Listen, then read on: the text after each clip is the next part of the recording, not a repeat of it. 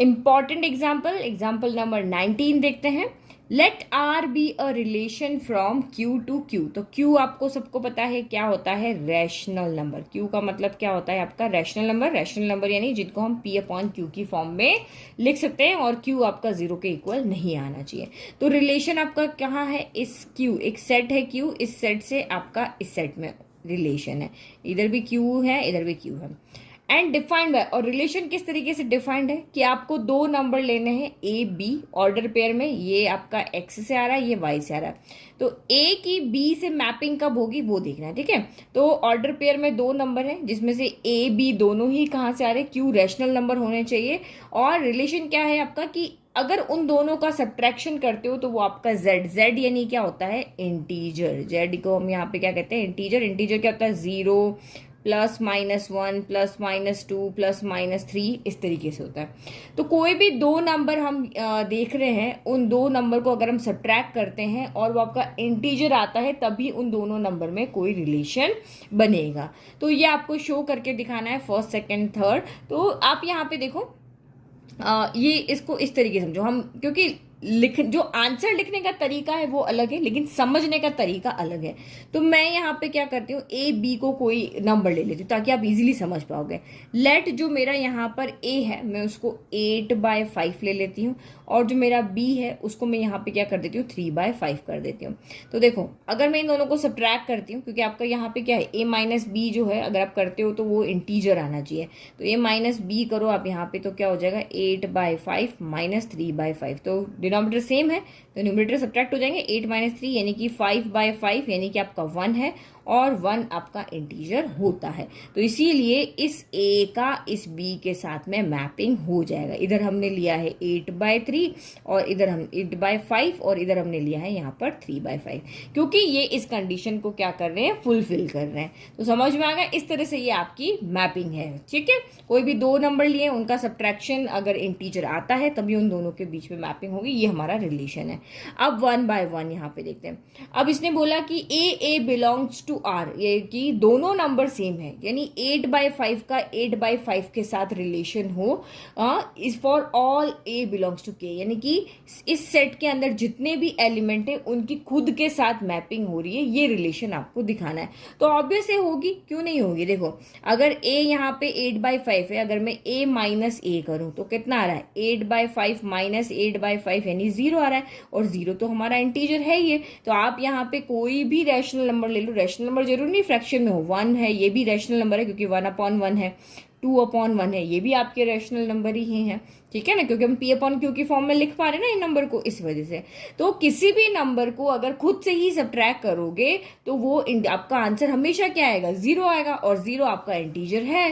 तो इसका मतलब ये कंडीशन, आपका रिलेशन यहाँ पर पॉसिबल है। तो ये तो हमने यहाँ पे चेक करके नंबर के थ्रू देख लिया। अब लिखना कैसे है, तो इस तरीके से कि भाई a माइनस ए जो होता है 0 होता है, और सेम नंबर का सब्ट्रैक्शन हमेशा 0 होगा, और 0 हमेशा आपको इंटीजर फॉर्म में मिलेगा ही मिलेगा। एक का एग्जाम्पल हमने यहाँ पे करके देख लिया, ठीक है। इससे हम कंक्लूजन हमने निकाल दिया। तो इसका मतलब ए जो है वो रिलेशन के लिए यहाँ पर पॉसिबल है।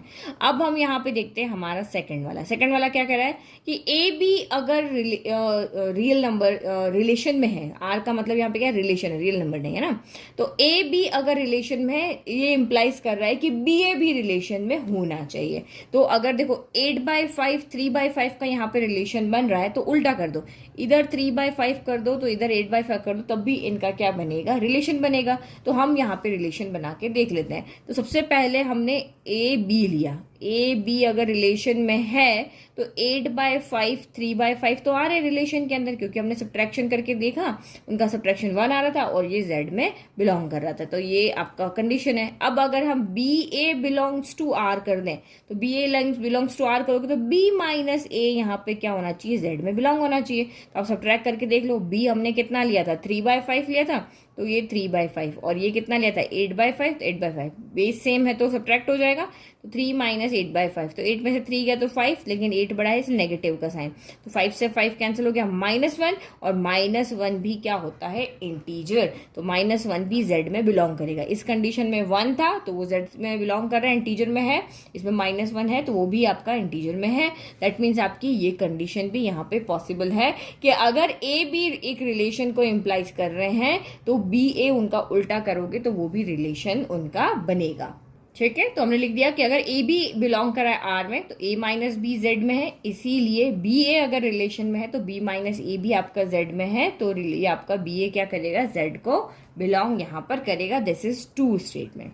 नाउ थर्ड वाला यहाँ पे क्या कह रहा है कि ए बी रिलेशन में है, बी सी अगर रिलेशन में है तो इम्प्लाइज ए सी भी रिलेशन में है। एक चेन की तरह बनना, चेन कैसे देखो, ये ए है, बी है और ये सी है, तो ये कह रहा है ये दोनों अगर रिलेशन में है, ये दोनों, फिर आपका बी सी भी अगर रिलेशन में है तो ए भी सी के साथ क्या होगा रिलेशन में होगा। तो अब हमने ए बी को देख लिया, यहाँ पे ए बी को देख लिया, ए और बी नंबर का तो देख लिया ना ये वाला।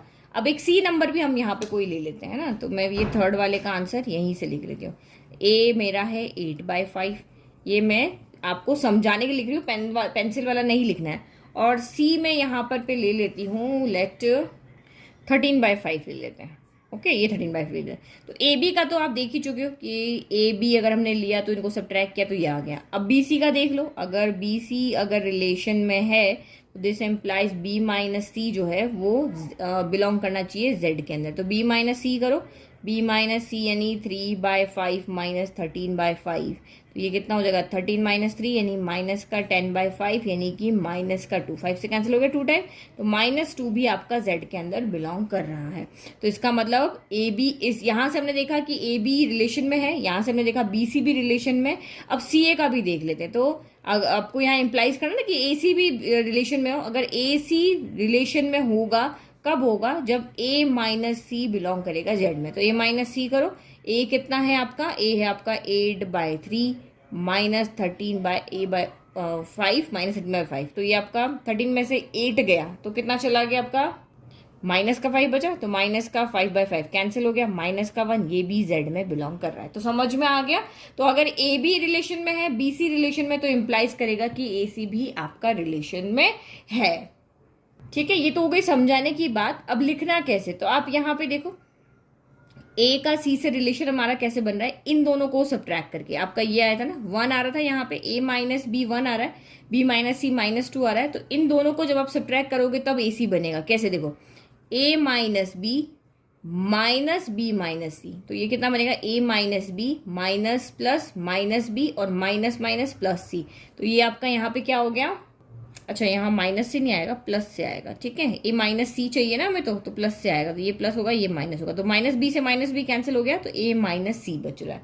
तो वही चीज हम यहाँ पे लिख रहे हैं। ये हमने क्यों किया, क्योंकि जो लिखना है उसमें ये चीज हम नहीं लिख सकते, हमें ए बी सी में ऐसा कुछ करना है कि हमारा ए सी बच जाए, तो इसीलिए हमने इसको प्लस कर दिया। ठीक है, तो A B and B C अगर रिलेशन में है तो ए माइनस बी भी रिलेशन में होगा, यानी 1, यहाँ से ए माइनस बी से 1 आया, और b माइनस सी भी रिलेशन में होगा क्योंकि यहाँ आया -2।